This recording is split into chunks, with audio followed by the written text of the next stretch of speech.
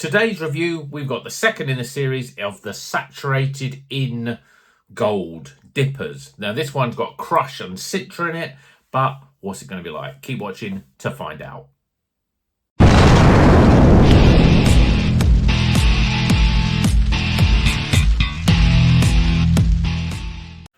Welcome back to Rocker's Beer Review. Today, second in the series, these are the saturated in gold dipper. It's a bit of a mouthful, but basically it's a combination of saturated in by DEYA and the gold top beers from Track. So we've got the gold top here, but it's in a big 500ml can, so it's led by DEYA. It's got DEYA stuff all on the back of it. It's an 8% double IPA, and as I said in the intro, we've got Krush and Citra, the two main hops. But breaking it down, we've got Citra BBC, Citra T90, Krush Lupamax. So not the normal just Citra and Krush. It's got the different types of Citra and Krush Lupamax I've not heard of before. And it provides a full tropical milkshake experience. So let's crack it open, get it in a glass and see what it's all about. I will caveat this in that I had the other one, the one which had peacherine and mutueca in it, which was delicious. And I thought, I let it get a bit too warm, but this one is too cold because I've had it out half an hour, but we're now in the winter. It's getting into wintry time. We're hitting October, and yeah, so the beers aren't warming up quite as quickly, and my fridge seems to be colder at this time of the year than it is in the summer, which is just ironic, isn't it? So I think it'll be a bit cold, so I think we'll have a slightly different experience, but I'm just hoping it's good because I find that some of these beers, if they can be a little harsh because they're double IPAs and they're big hop forward beers, I know if it's too cold, you don't get the flavour as much. But sometimes, I don't know, call me weird, I don't know, lightweight, but I like a little bit, I like it dialed back a little bit, you know, in terms, I want some of it, but I don't want it all, if that makes any sense. It probably doesn't. But anyway, this beer in a glass. Well, as like the other one, we've got a beautiful, thick-looking custard beer. Quite a generous, nearly a 3-finger, fairly compacted head. Now, if I remember rightly, the head on the retention on these beers was quite big. I don't know if that's the lactose in it, creating this sort of creamy, smoother sort of beer, but definitely looks just what you want from a double IPA. Let's see what the aroma's like. Now, this one's a little bit more pungent, I thought, than the last double IPA. But it's pungent, but it's just a big tropical sort of aroma. Krush is one of those sort of hops that's sort of a bit of an everyman. It's got tropical, it's mainly on the tropical and stone fruit side.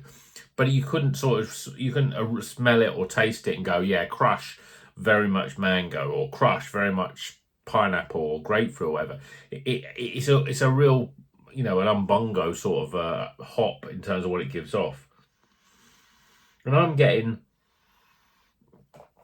elements of mango. I'm obviously getting, well, I'm not obviously getting, it's sort of mango-ish because that's a big tropical fruit, but it's difficult.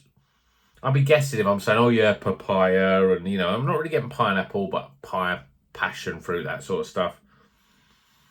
I mean, there's this sort of element of slightly weedier sort of aroma, slightly grassier.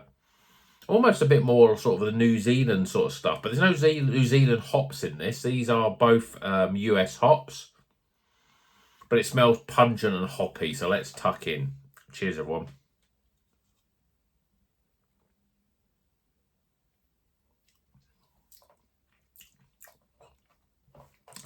Well, these beers, ultimately, the mouthfeel is the star of it. You drink it and it has got this sort of milky element to it. There's no, you know, there's something slightly different with this double IPA compared with other double IPAs that don't have lactose. Smooth, creamy mouthfeel. An element of sweetness in there as well. A lot more than a lot of double IPAs. But like the flavour, like the aroma, sorry, the flavour, although it's big hitting, it's a difficult one to describe. It's not well defined in terms of the flavour. Now, usually, if you're drinking a beer, you don't try and define it. You just drink it and enjoy it. And this is damn tasty.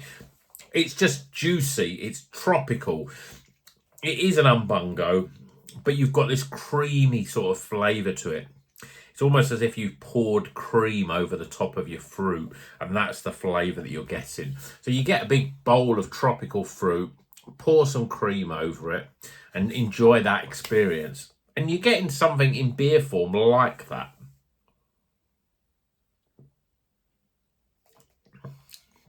The mouthfeel is absolutely superb.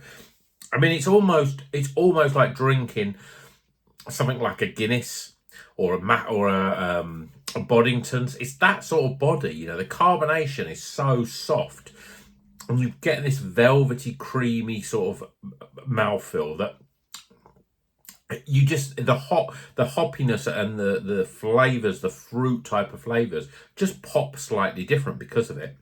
I think it's a superb beer. I actually think it's, again, probably because of the way that it's a little bit colder, so I'm enjoying it more. I'm getting more brightness from it. I feel that the creaminess, I'm getting more of that because it's a bit colder. I mean, you don't taste the 8% in there. There's an oomph, which to me is hoppiness, but even that, I think the lactose dulls that hoppiness down a bit more to make it a smoother beer, because hoppiness in beer can be a little harsh. But these two beers have been stunning examples of making a double IPA just that little bit extra special. So saturated in gold DIPA, Krush and Citra, two very sort of tropical hops. I'm not really picking up much on the back end. You get the flavour up front, and then you are left with a slightly sharper, I'd almost say it's a little bit more lemongrassy than, say, grapefruit, but you're getting there. I mean, I reckon if it was a bit cold, a bit warmer, you would probably get more of that sort of grapefruit, that bite on the back end, because it's definitely sort of almost struggling to get out a little bit, because you're getting this juice and creaminess. You know there's something on the back end there, but it's difficult to define and difficult to really get. But ultimately, this is a delicious beer. You would never know it's 8%. It's smooth. It goes down really well. The sweetness of double IPAs like this, for me, I love them because it creates a moorishness that I think you don't get as much with the sort of very dry and, sharp, citrusy sort of double IPAs, which I do love equally as well. They're more dry and less sweet. You drink them and you enjoy them, but you don't get that moorishness that you get when you've got a little bit more sweetness. So this is a cracking beer. I've talked enough. I think it's great. You should buy it. If you see these on the shelves, buy them. Definitely buy them.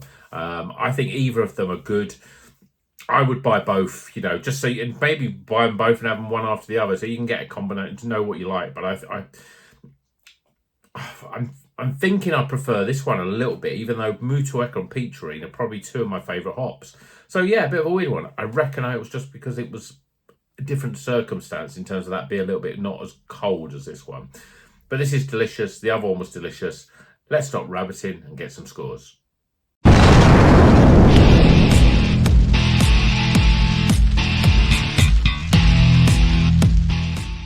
Okay, let's do the scores for saturated in gold top DIPA. Yeah, something like that. It's a great beer. All you need to know really is to buy it. And actually, I've done the scores. I thought I'd start writing them down because I saw the other one there and I thought, how does it compare? Well, we'll see how it compares. I'm going to tell you the score for the other one and this one. And you might be, well, you won't be that surprised. So let's crack on. So aroma-wise, well, I thought this was smelled pretty good. But it's a little bit difficult. It smells good and it smells inviting. And that's what you want with an aroma, ultimately. But as a YouTuber, I'm unpacking. What am I getting? What sort of aromas am I getting? And really, I get a tropical sort of aroma. I'm not picking out individual sort of hops. I'm not picking out individual fruit aromas. But ultimately, Krush, Citra, if there was two hops that I think are the sort of hops that work well on their own because they sort of are multifaceted, multi-complex in terms of the different aromas and flavours that they bring. So put them all together, there's lots of stuff and you're getting that in the aroma. So it smells good, but I'm giving it 14, and I gave the other one 15, so we dropped a point there. Appearance-wise, well, the colour-wise is great. I think the head is reasonably well. I mean, look at it. Lovely layers of sort of lacing of the head there. You get that with these beers, and I enjoy looking at it, and I enjoy drinking through that sort of froth as well. So I think, like the other one, I'm going to give it 10 out of 10. Flavour-wise, I think this is slightly better.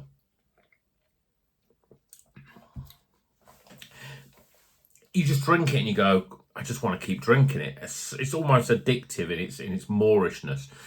That's a very good thing with any sort of drink or food or anything, really. If you drink some of it and you go, oh yeah, I've got to have it again, you know, that it really, your taste buds are telling you something there. And even though it's probably less like the aroma, it just tastes good, opposed to pinpointing why it tastes good or different fruits that you're getting experience of. But I think it's worthy of 36. That's 1 point higher than the other one. Value for money. Well, like the other one, they were both the same price, $6.99. Now that's expensive for a can of beer, but it's 500ml, so it's bigger than a normal can. It is 8%. It's got the lactose, so it's a little bit more special. And if you buy a Track double IPA, you pay £7.50, so that's another 51p, and you're getting it in a smaller can. So if I compare with that, the value's pretty good, and I'm going to give it an 8 for value, which is the same as the other one. And then my overall experience, well, I've really enjoyed it. I did enjoy the other one. Both of them are great beers. I think you should buy both of them, because I think you need to experience them. They are different, but they're both good, you know, and that's the thing. I say good. They're great, really. They are very, very good beers. I think, to me, these are the pinnacle of double IPA. So I'm giving the overall experience for this one the same as the last one, 16. And we took the scores up, and it's not that difficult. We dropped a point on aroma compared with the last one, but we gained one in flavour. So we get the same score, 84 out of 100. I think these two are probably the two best double IPAs I've had this year. I think if you've never had a gold top beer from Track and you see this one, definitely try it, because I think both of these are very good. The Track gold tops are usually very good, but it's occasionally not quite. I've had a couple that have not quite sort of done it for me, probably due to the hops more than anything. But these are very good. So if you like your New Zealand hops, the other one, the blue can one, was really good, because you had Petrine and Mutueka in there. If you like Citra hop especially, and Krush, I think, is very similar to Citra. It does lots of things, maybe a little bit more on the tropical than Citra is, but it's one of those everyman sort of hops where it does multiple things. So if you like more your tropical stuff, this one is the one. But buy them both. Drink if you can. If you want to drink 2 8% beers on the same night, that's up to you. But I think drink them together.